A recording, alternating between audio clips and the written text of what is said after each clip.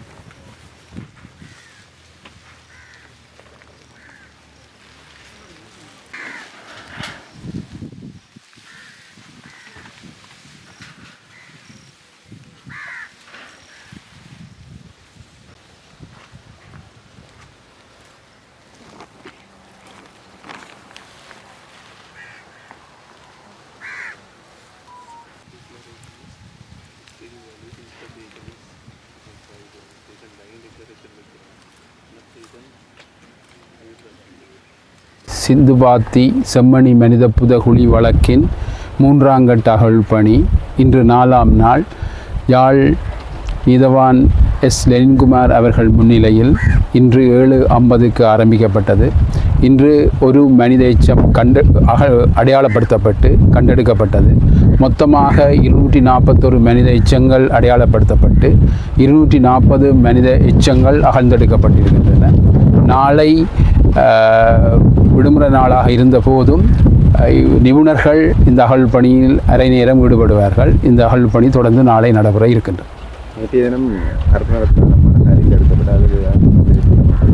இன்றும் அந்த மணல்கள் பரிசோதிக்கப்பட்டு வந்தது.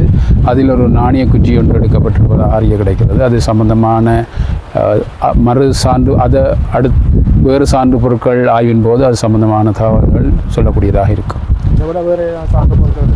இன்று இந்த மனித ஓட்டு தொகுதியின் இலக்கம் 232 எந்தவித சான்று போலும் எடுக்கவில்லை. ஆனால் சட்ட வைத்திய அதிகாரியின் அறிக்கையின்படி, அவரின் கருத்தின்படி இது பன்ம வயதுடையவருடைய மனித மண்டையோட்டு தொகுதியாக இருக்கலாம் என்று கருதப்படுகின்றது. இந்த எலும்புக்கூட்டு தொகுதிக்கு 232 அடையாளப்படுத்தப்பட்டது என்ன போடப்பட்டது, அது இந்த விளக்கம் என்ன? அதாவது இந்த மனித புதகுழி 1, மனித புதகுழி 2 என்று அடையாளப்படுத்தப்பட்டு அகழ்பணி நடைபெற்றது உங்களுக்கு தெரியும். இந்த மனித புதகுழி 2இல் ஏற்கனவே 9 மனித எச்சங்கள் அடையாளப்படுத்தப்பட்டு எடுக்கப்பட்டன.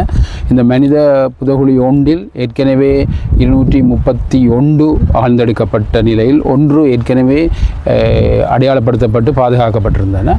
ஆனால் இன்று மேலதிகமாக 232வது அடையாளப்படுத்தப்பட்டு அகழ்ந்தெடுக்கப்பட்டிருக்கிறது. அதில் 218வது இலக்கம் என்று சொன்னப்பட்ட மனித எலும்பு தொகுதி இன்னும் பாதுகாப்பாக இருக்கின்றது. அது அகழ்ந்தெடுக்கப்பட முடியவில்லை. அதோடு மற்ற மண்கள் தொடர்ச்சியாக இருக்கிறபடியால் அந்த மண்படை அகழ்ந்தெடுக்கப்படும் போது தான் அந்த 218வது மண்டையோடு தொகுதி அகழ்ந்தெடுக்கக்கூடியதாக இருக்கும். நன்றி.